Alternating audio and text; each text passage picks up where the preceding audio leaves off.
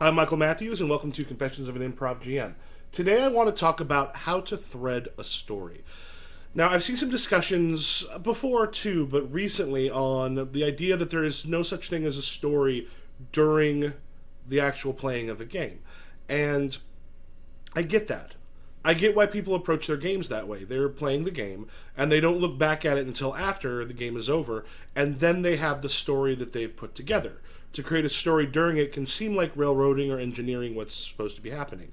Now, particularly in something like a dungeon, which doesn't have a specific narrative track, yeah, this makes sense. You're going to end up telling a story that skips over the boring parts where you're walking down the hallway, checking for traps, and all of those things. So I get it. I understand what you mean when you say that's how you play, but I don't. I've been doing long-form improv in particular for a very long time, and now my key role on stage is usually to keep the pace. Where are we at now? When there's about 15 minutes left in an hour-long show, I need to make sure we're starting to bring those storylines towards an end and wrapping them up. Every time we do this, I'm always keeping an eye on the clock. Where are we at? How much time do we got? Where should we be in this story that we are creating together out of almost nothing? For a while, I was a part of a dual troupe project that was called B-, making bad movies badder. And it was myself and someone from my troupe and two members of another local troupe where we would get together and in front of an audience, we'd watch 15 minutes of a bad movie, up to 15 minutes. This is like a sci-fi channel level bad film, because while they're not good, one of the cool things they do is they tell you all of the characters and all of what's going on right at the beginning. Then we would stop, we'd recount the characters, and we'd finish the movie. And a couple times early on, when we were sort of giving the same amount of leash we would to people we've been playing with a long time, we had the members of the other troupe who weren't used to pacing for an hour-long show would essentially try to end the movie immediately. And that's a problem because we still have 40 minutes after two scenes in, they've decided to kill it. So I started controlling the pace there really strongly, and in certain respects, it was very similar to what I do when I'm a dungeon master. What I want to do today is actually create an example of how I would take multiple storylines and start tying them together without pre-planning it, because the actual nature of the game I'm going to discuss, I can't prep. It's not really possible for me to prep, particularly the way that I run it, but I sit down with a bunch of players in very possibly some quite different places in the world, the characters that is, and then I have to make things work and ideally try to work myself towards a satisfying climax at the end of it, because what I want to do is essentially shape it close to what you'd see on an hour-long TV show, but over the course of generally 3 to 4 hours. So, one of the things that I have to do is keep track of what's going on, keep the pace, and know about when we're going to bring everything together. Now, what I'm going to do is I'm going to use the game Wield by John Wick. Wield is an excellent game that not enough people know about. You may notice it's not particularly thick, but there's a lot in here that's very good for playing a kind of game you probably haven't played before. And the complication of the game is what is going to make this particular example kind of interesting. Because in Wield, you play an ancient item of power. Like in the case of the ones I'll be using from my old game, we have a coin that is trying to get itself back together with the other parts of it and get itself basically reforged. You have a shepherd's crook, you've got a helmet, and you have a pen. And they have a huge amount of power. Literally in the very first game of this we did, at the very beginning we had one kingdom taken over within about 5 minutes, and the prince of that other kingdom, who happened to be meeting with the person who took it over elsewhere, demolished an entire city because the other Vacha, which is the item, had teleported out and was taking care of things. So you play a wielder and you play an item. And the way I do it, well, you'll see. I honestly cannot prep ahead of time. So this right here is like the world that I created for the one that we did. And you'll see over on the right, I have got 7 characters. There's an 8th that she actually did get used, so I'm not going to use her. So what I do is I would create these wielders at the beginning of, like the very beginning of the game. And when we use them at the end of the session, I would create a bunch more. We don't need a lot of information for them, thankfully. And I would have them randomly roll. So I'm just going to start off. We have 4 Vacha. So I'm just going to roll 1d7 a couple times. 2, 1, 4. We'll make that a 3. So Ventithe, which is the evil coin, gets Henrietta Molero. Number 2 got the first one. So I'm going to give Mario Alves to guidance. The fourth one, 1, 2, 3, Hildy, goes to Wardenhelm. And what was the last one? 2. And Quasi Bilal goes to Capustus. Now, the only thing I've created with these characters, and you'll probably see this when I open it up, this is a farmer, and he's there to erode support for Ralof. We did a whole thing where we created a timeline for this world because the idea are the Vacha basically screw up timelines. So he is a farmer trying to kind of ruin things. So where that puts him here in Verena. So Ventithe is the coin. He'll be our number 1. I'm going to throw him down here in Verena. So that's where the farmer who's trying to do stuff, who is fated to erode the support for Ralof, that's where he would be. Mario is a playwright, and his destiny is to inspire a cult of witches. So I could put him also in Verena, but I don't want to do that. What I want to do is, so guidance, we'll go ahead and put him in Mandra, which is a place that we have been. There's a capital city over there. So I'm going to put him there on the other side of the world. Wardenhelm has Hilda. Hilda is a raider. She's going to start a war between the 3 wandering tribes of Fade. Well, that means she should be in Fade, so I'm going to put her here. And finally, Quasi is a monster hunter. He is to slay the beast of Haquid. So in that case, what I like to do if I can, for a game like this where we have 4 characters that are separate, is get 2 of them relatively close to each other. And a quick look here, this is a monster hunter. I think could be interesting to be somewhere near the farmer, so I'm going to put him in Verena as well. So the way Wield works, any scene has 2 players in it, because you've got Ventithe, you've got the coin, who is being carried by Henrietta. I'm going to fix that typo. Henrietta's player is one of the other, basically the player of one of the other Vacha, of one of the other items. So it might be Wardenhelm is the one that's got, Wardenhelm might actually have the Henrietta, so that means whenever we have a scene, both the player of Wardenhelm and the player of Ventithe are both in that scene. So if I get 2 players together, as long as they don't have the same Vacha, I automatically have every player, all 4 of the players in the game. So for our purposes, yeah, I've got Ventithe is going to have, the Ventithe's player is going to have Mario, and I'm going to put a little thing here to show that real quick, just a 2. So Ventithe's player is the one who's controlling Mario. Actually, let me check that. That should be a 1. So anytime I have a scene with Mario, who's being wielded by guidance, I also have Ventithe. And I will, let's switch this around a little bit. So we'll put Henrietta. Let me give Ventithe, I'm going to give that Wardenhelm. Hilda, I'm going to give to Guidance's player, and I can't do that. Hilda will be with Quasi's player, and that puts Quasi will be with Guidance.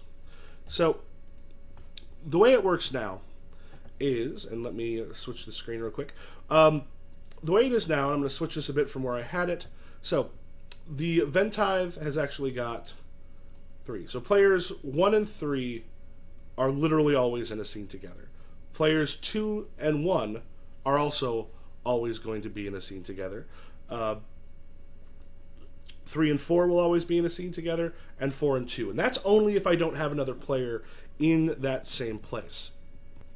So to begin with, I've got these characters, and one of the things that I need to do is to start, well, basically tying them together.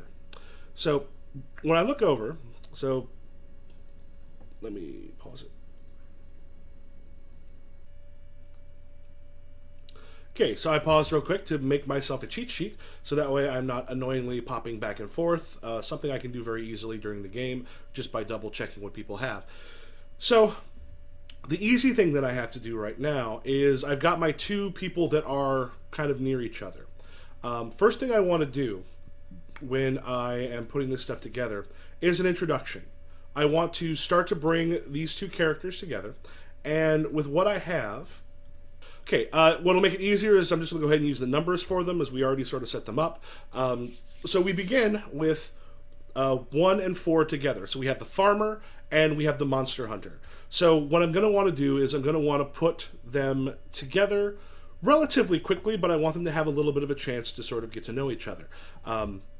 What I think would be fun immediately is if the monster hunter is arriving to hunt a monster that the farmer has probably already taken care of because of the fact that he has got the amazing power of this of the coin, of Ventithe. So in that point, I'm going to set the farmer up to probably start off that he's heard of people being sort of killed in the field, and I'm going to discuss with Ventithe's player, do you want to be this where he picks you up, or do you want to have it, you've already had the coin, and have him kill the monster. So the first thing is to do is set up what's going on in the village a little bit, here's some problems, and we want to have the monster set up that he ends up killing probably pretty hard, pretty quick, because the nature of the thing is they're going to be able to destroy that pretty fast. So his intro is actually building up so that I can bring 1 and 4 together. Then, with 4, I'm going to want him to be doing something because that is not necessarily associated with monster hunting at first. I want to show a part of him outside of what his normal job is, and I want him to hear about this farmer and such that comes together later on. So what I'm doing is after their introductions, I am moving these 2 players to basically start to come together. I'm sure if I was a graphic designer, this stuff would look a whole lot cooler, but I'm just sort of throwing some lines down right now. So I'm bringing these 2 together so that they will come together in that after the intros, and we get to meet the person who's like, oh, I was going to make some money, now I can't make money, or kill monsters if that's the thing he decides he wants to do, because this farmer is already taking care of it. And the way I have it, the Vacha can actually sense each other when they're coming within several miles, so then the Vacha will be able to talk and do whatever happens there. I am going to assume they don't kill each other, which happens, which is kind of fun sometimes, because then you just get another wielder for it, and usually what I'll do is at some point soon I will then pop it forward 50 to 75 years. But I don't want that to happen too early, but we'll see what happens with them in the area. If they decide to hang out for a little bit, have some things happen, the monster that originally caused the problem, there will be more of them, and there'll be maybe something that is a little more ancient that wakes up now that the power of the Vacha has been unleashed. So here I have with them sort of your more standard adventure going on, and I've got literally the entire party, all 4 players are now involved. So then we go over to our playwright, who is in Mandra. Now the playwright is going to inspire some witches, which immediately what I want to do is I don't think 3 and 2 are going to end up together, and 3 may not end up with 1 and 4, at least not this session. They might later on in the future, but because anytime I'm playing a scene with one of them, I have half of the party involved, it's actually fine for me to do a couple minor ones. What I want to start doing is actually tying them together thematically. I know that the playwright is supposed to inspire a coven of witches, so I decide that there's going to be some witches there in town that are very similar to some of the witches that Three's player is riding with, that is raiding with. So at this point, while these two are separate, what I kind of want to do is mix them up. Now remember, I screwed up because some of these other lines are already crossing because they're coming together. But I want, thematically, I want these two to sort of come together. So I figure I'm going to, there's a playwright who has, I love the fact the playwright is not the one with the pen. The playwright is the one that's got the shepherd's crook. But he, as a playwright, is going to run into some trouble. Perhaps there are some witches he's talking to get some information correct for a play he's going on, and they recognize the staff. They kind of know what's going on. So now I want to do some intrigue going on there. I want to throw in some stuff with the playwright, and perhaps throwing in a patron who the witches start to whisper in the ear. So basically, may have some assassins sent after him because they want to try to get this amazingly powerful item from him. And occasionally, players surprise me, and it's fun when they do, by deciding, yeah, they want to be picked up by this other person, so we let that happen. So the witches there, I would tie them into the witches in Fade.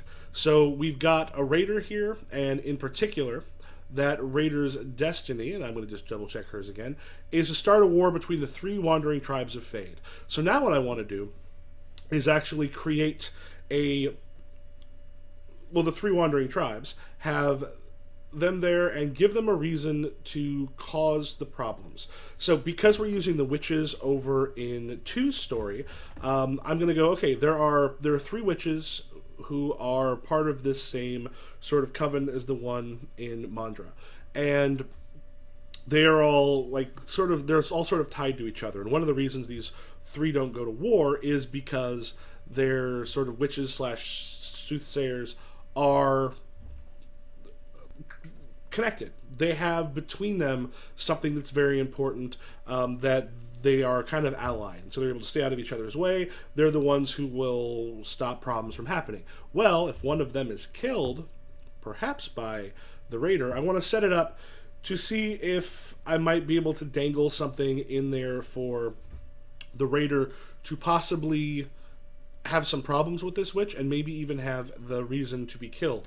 I could use the fact that she recognizes, because of what's happened in the other place, through that connection with the witch over in Mandra. I could use the idea that she recognizes the Vacha, but right now I'm thinking I've gone to that well. I've gone to that well over in Mandra. I don't want to do it over in Fade as well. So what it might be is give that character a specific reason to have a problem with the leader of one of the other tribes. So I'm going to sort of basically drop them in a room together, and sort of push for a problem between them, and possibly just ask the player, why do you hate this person? Why do you want vengeance on this person? So cool, now we've got a reason, and if something strikes, we have this thing going to war. And with the power that the character has, a war is going to be lost by any of the other tribes pretty quickly.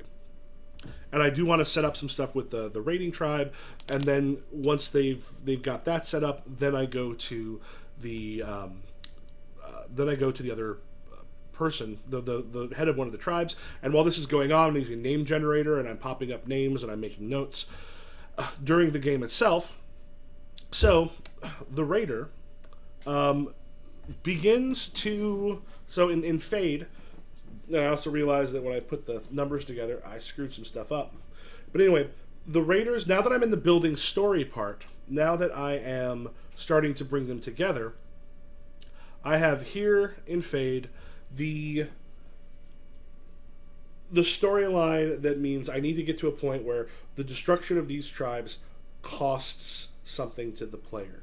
So I want to build up the tensions going on in the tribe that they're a part of. I want some characters to be important, and some of these characters I'm probably going to, if not kill later on, at least put in danger that the player might be able to take care of. But depending on the powers of that particular Vacha, they're going to have to deal with this big problem. So the climax I'm going towards is that place where they either pay a price for what they have done, or someone comes after them and another price is paid, most likely. Like either they're causing the war or something along those lines. That's kind of what I'm shooting for. And I'm also keeping in mind players surprise me all the time. Players give me things I am not expecting, so it could go anywhere, and depending on play is where it's going to go.